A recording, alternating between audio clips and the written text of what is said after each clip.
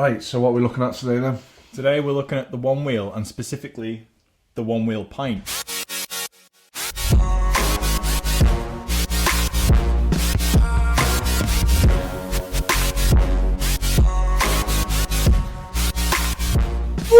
Nearly fell off the chair. 10 kilos, by the way. 11 Heavier kilos, than just me. throwing a bit of stats out there. And it's very, very muddy. Yes, it does definitely show its use on this, but we are about using products and not just looking at them and keeping them pretty. This gets properly tested when we take it out, doesn't it? Yeah, it gets battered. Yeah. Especially when I'm on it. It's not always as free rolling as this. Like once you stand on it and balance your weight, the motor kicks in and then it's sturdy. You can pretty much stand on it. So when the power's on, like now if you stood on it, it's just like standing on a balance board really, isn't it? It just sorts itself out and goes a little bit more sturdier.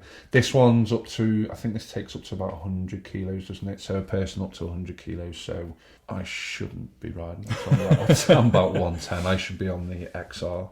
We're all about real life reviews. This is the Pint, not the XR, so this is the smaller one. You get less battery life in it, less top speed. It is a bit more twitchy when you ride it, but it's a bit more similar to riding a wake surfboard if you've ever done that. But there's a reason I got this over the XR, and that's because it fits in the front trunk of my car. It's easy to take with you. And it's great for filming.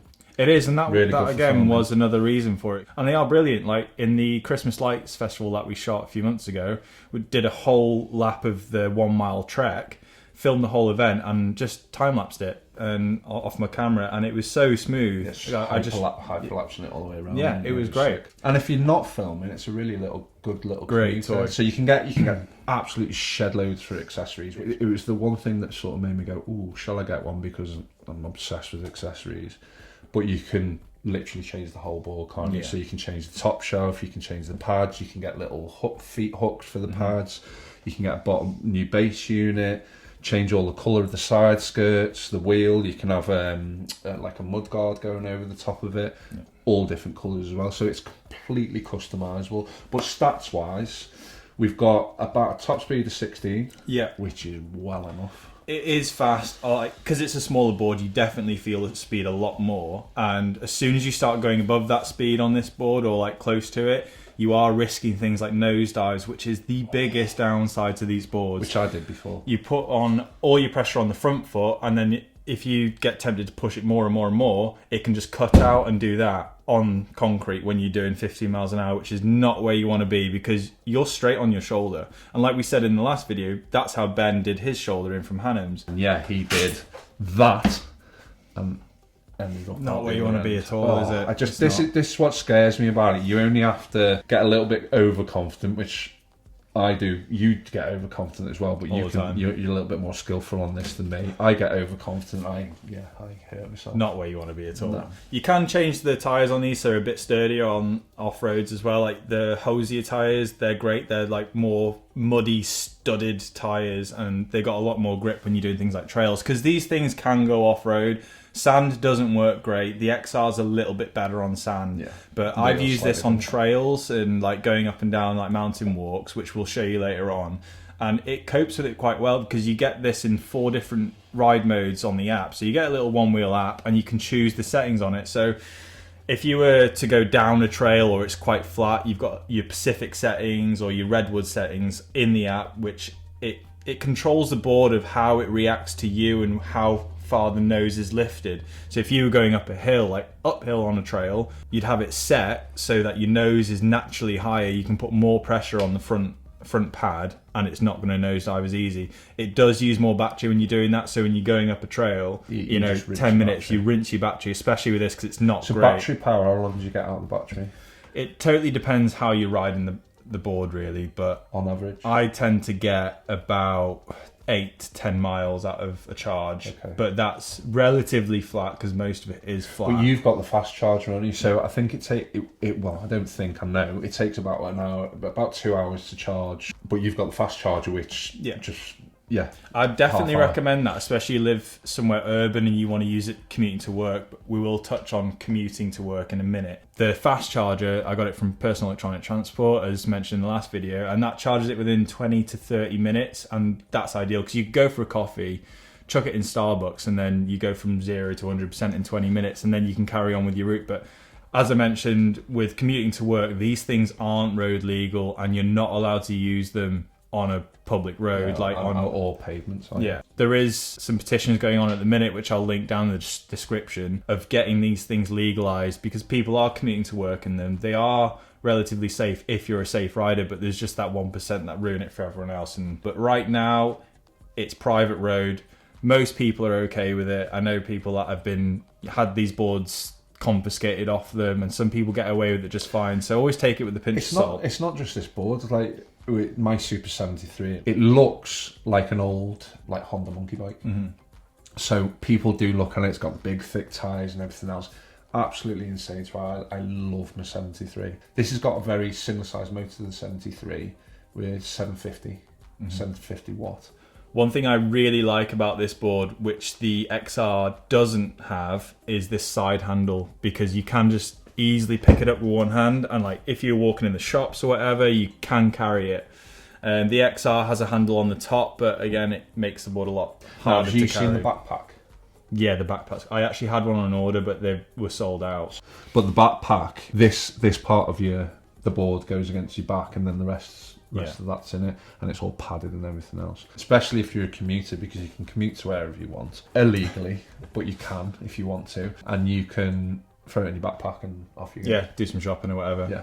But they are just great fun, and the community for Onewheel is good as well, because you can meet up for rides and go out. In London, the 30, 50 people will go out for a night ride. So as you can see, it has got the lights on the front, and it has got a brake light on the back as well. And just in front of the front foot, there's an LED indicator to show the board's on. You can check what mode you're in and the battery percentage when you first stand on the board. Because the one thing you don't want to do is get on your board, not remembering how much charge it's got, get halfway down the road, and then you end up on your face. So the 3 cons, one is this little thing.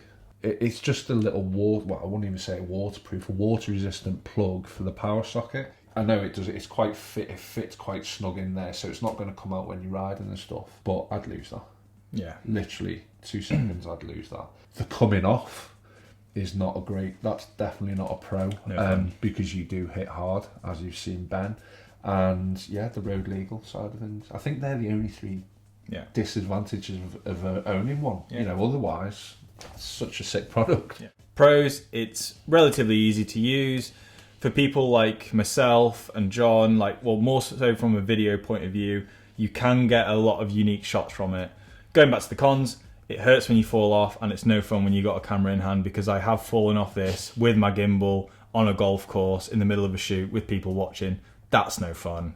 But this board was purchased from Pet, Personal Electronic Transport. Go and check them out if you're in the market for a board. The new ones are out now, and we are going to have our hands on a new board in the next few months, no doubt, because I get bored and like to buy new things. So product line, we've got the Onewheel GT, which is a new one. Yeah.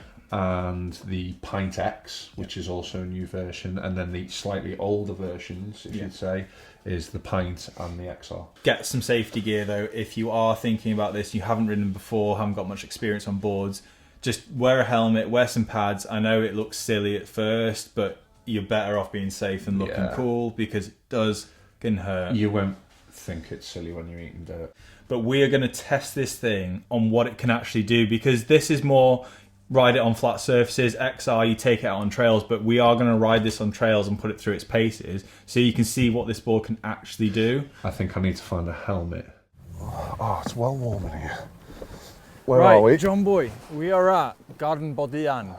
By the what? Try it. Gary Bodyan. Yeah, spot on. Anyway, like I said in the studio, my favourite thing about this board is it fits in the frunk. But when I'm charging a supercharger, I can just whack this bad boy out and have a little spin for 20 minutes, and it's great. Does it fit a man now?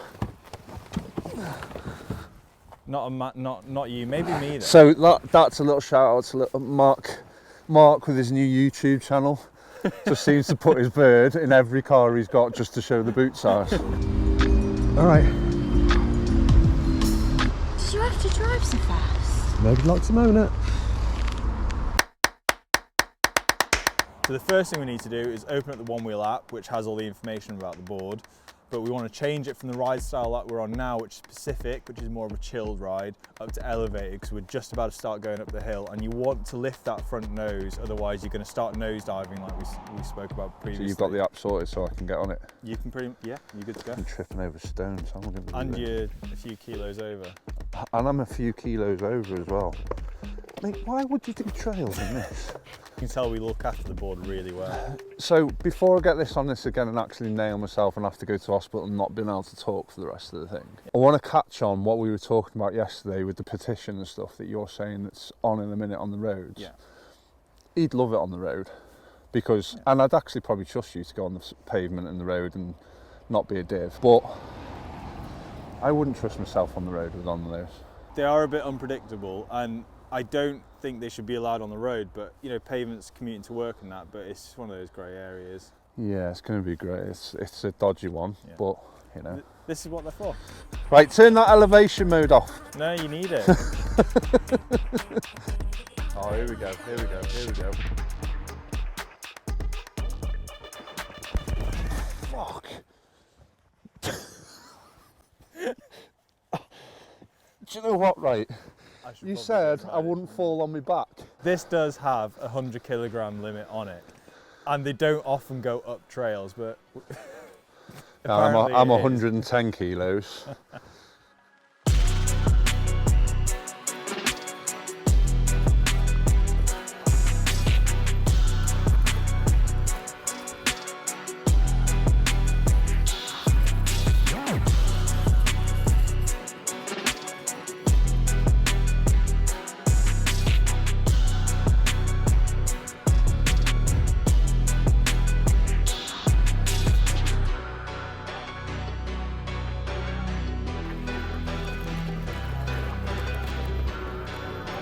Smile, boys. I'm so glad I'm wearing my big jacket today. It's kept me freezing, isn't it? It's cold, and look at my bum. This is not meant to. It's not meant to be the way it's ridden. Like really, you would, as you see, this tyre is not ideal for being out on the trail. You can get upgraded tyres, but yeah, you can get the off-road like once you got tyres some and speed stuff, on it, it's not too bad. It does go up pretty quick.